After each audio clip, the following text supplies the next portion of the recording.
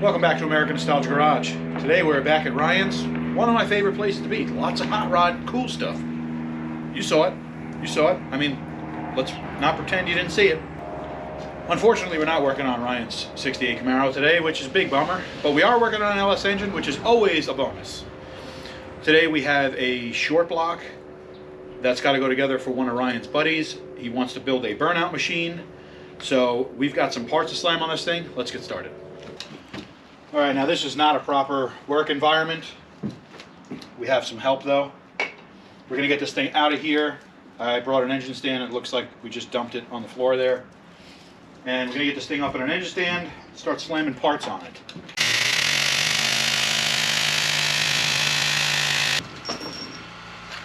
Balance.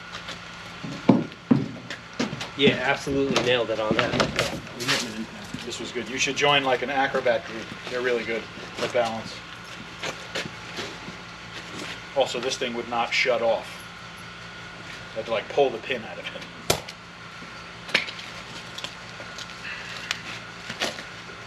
All right, we got to pull out the 3/8 hardware that was jammed into these holes. I'm not really mad at Ryan's buddy because I've done this about 157 times. Just, this is what you got. Let the removal commence. Just hold on to that for a second. He actually specifically stated he wanted that. Well, we can put it back on. It's fine. I'll go right. I mean, judging by these bolts, go right he back doesn't on. seem like the type to check the oil anyway, so I think we're probably in the clear. Oh, that's good. I was able to get it out in one piece at least. Ryan is chasing the metric holes because, you guessed it, the 3/8 bolts that were hammered into there destroyed the threads, so we got to fix them. We got Oreos, popcorn chicken, a little bit of oil, some Cheerios, some pebbles from the nearest playground.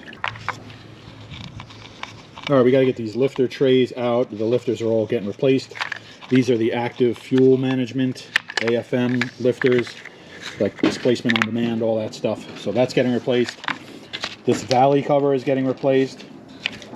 We've got to get our oil pan off because that's getting replaced.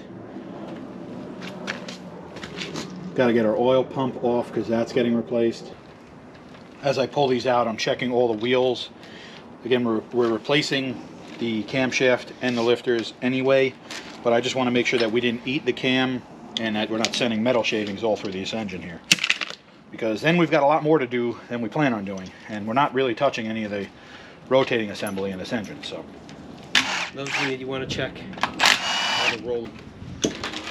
this is the entire like AFM active fuel management setup underneath the valley, going away.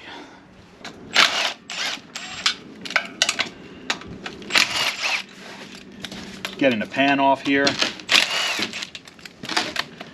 Our flex plate back on so we can loosen up our cam bolt in the front.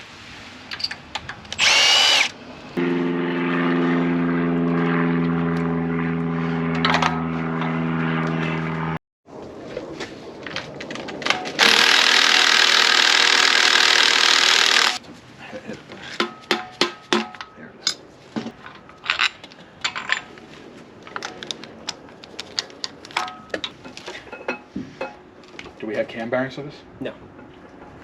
They're in there already. Yeah, we do. They're installed. Yeah, I put them in already.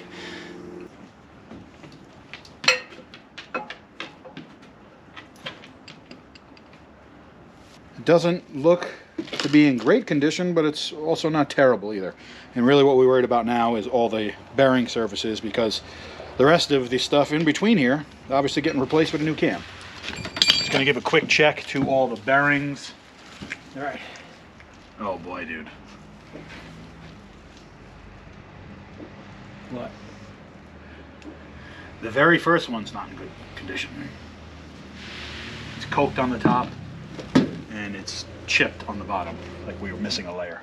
All right, we gotta get this window tray off because we want to get a better look at those cam bearings, which we're probably going to need to replace. All right, considering that we had bearings that didn't look great, we did want to just pull a rod bearing and check. Crank looks great. Bearing looks great. We're going to pull the back one just because the oil from front to back, the distribution's different. Just make sure that we're getting oil back here as well. And then we're probably going to slam a set of bearings in it, but we just want to make sure we're not going to throw 50 bucks at this thing. That'd be a waste of money.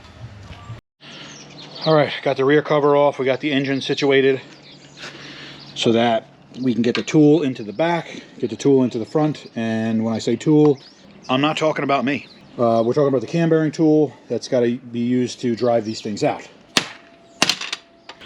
When you're doing this with the rotating assembly, it's a little bit more difficult. It may require an extra step, which is that you might have to move your rotating assembly to reach in there with a magnet and get the old one out. Ryan and I have both agreed that this thing absolutely, positively needed cam bearings. All right, today is starting out really good. We are trying to get these studs out, and this one is made out of peanut butter or something. It will not come out. Ryan's been working on it for quite a bit. Now I'm gonna test my own patience, and I'll give it a shot, and hopefully we can get it out, because that's really important. Can you see it?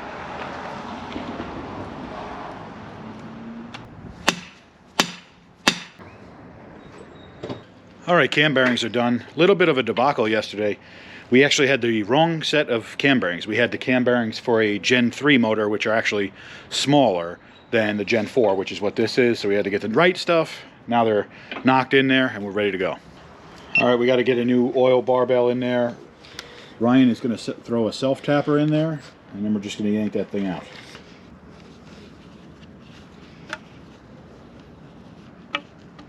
New rear seal and gasket for a cover.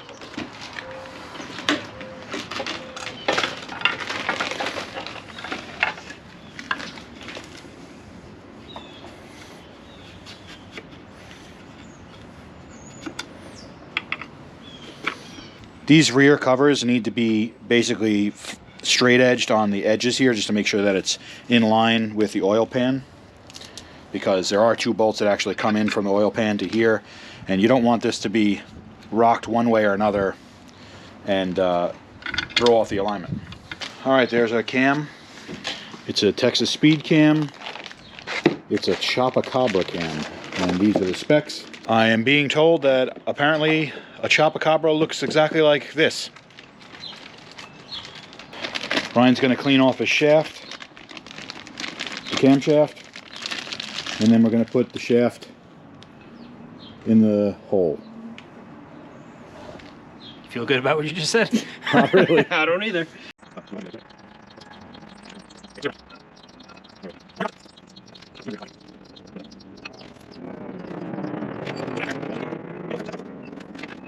All right, Ryan is working on our timing chain. I'm going to do all of our lifters.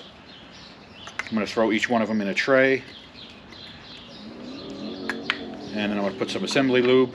In this case, I already put the assembly lube on before I started talking because I wasn't paying attention. And now I've got to wear it. So we'll do it the opposite way for the next few. Yeah.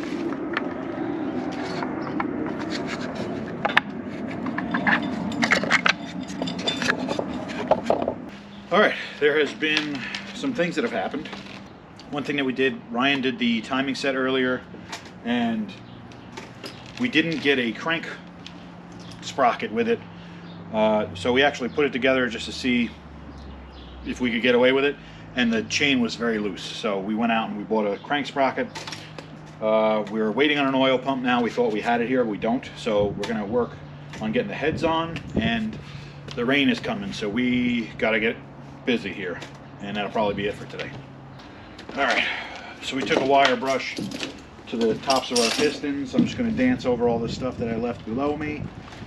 Took a brass wire brush to our cylinder heads just to clean them up. Get these things on. We're going to go through the whole La Bamba of torquing these things down. And I want to get out of the rain, and my belly's empty. All right, time for some head bolts. I'm going to run these down. There's a whole torquing procedure for these things. I believe it's do the hokey pokey and turn yourself I'm just running them down with this. Ryan is now going to torque them. All right, it's another day. We opted to not mess around with that other head. I don't know if there's like a meteorite or something in one of these header bolt holes, whatever.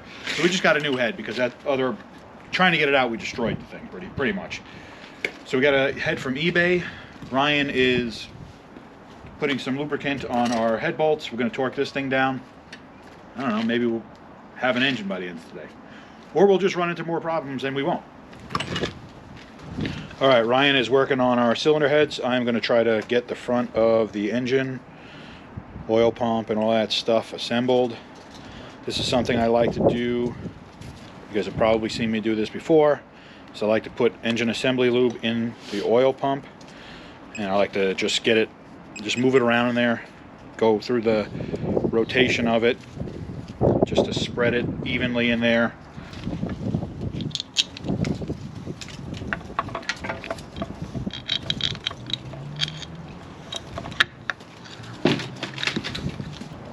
All right, so these oil pumps have to be aligned to the hub inside because there is a little bit of movement in here, and if you side load it or something like that, what it does is it wears out one side of the pump. So basically what I like to do is I fill it with engine assembly lube. That way it's got a, you know, a tacky kind of oil that will hold its position. And then what I'm going to do is I put all the bolts in loose so it still moves. I'm going to turn the engine over through 2 rotations, 720 degrees, just to go through its whole motion, get this oil pump spun over. Once the engine turns over a couple rotations, it's going to center itself in there, and then I'm just going to tighten these down. I don't know if that's right, I don't know if that's wrong. It's worked for me for many, many years, so that's the way I'm going to do it. So the nearest tool is this torque wrench, so that's what we're going to use.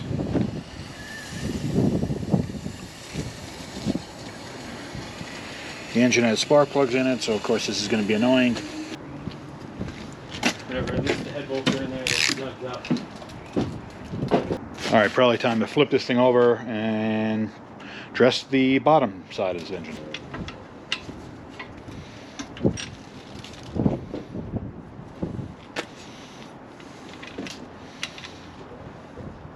Just double checking that my O-ring went in correctly, because this is a hot topic really kind of with these LS oil pumps and stuff.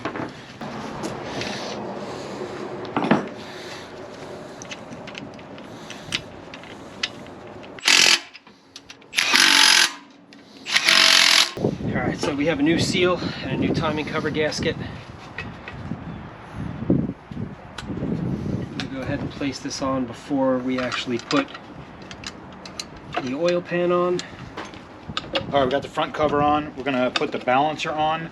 The balancer is going to center the cover itself, because that again also has movement. Once it's centered on there, then we'll basically look to get these nice and flat with the oil pan rails, and then we can send this thing home. There's a right way and a wrong way to do this. And then there's the musical way.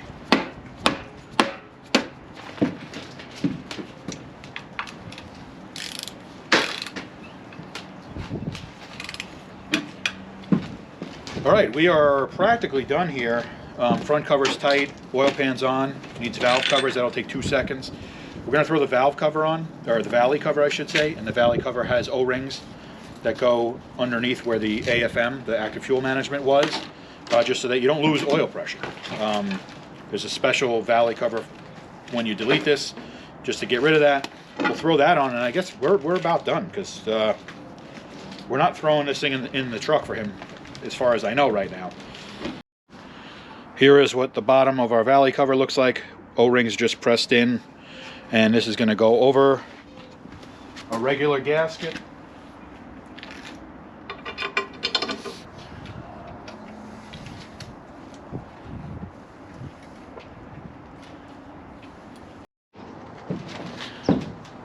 There it is. Finished product. Yeah, it's real handsome. Still rusty, still pitted, but hey, it's an LS. It is literally a Terminator T1000. All right, that's where we're going to leave this one for now. We're going to give it back to the owner. He's going to slam it in the truck, and it'll be a nice little burnout machine. Had a lot of fun. Obviously, I always like building engines, hanging out with Ryan. It's a good time. If you guys enjoyed the video, give it a like, share it with a friend, subscribe to the channel. But that's what we're going to call it for this one. As always, thank you guys for watching. American Nostalgia Garage, out.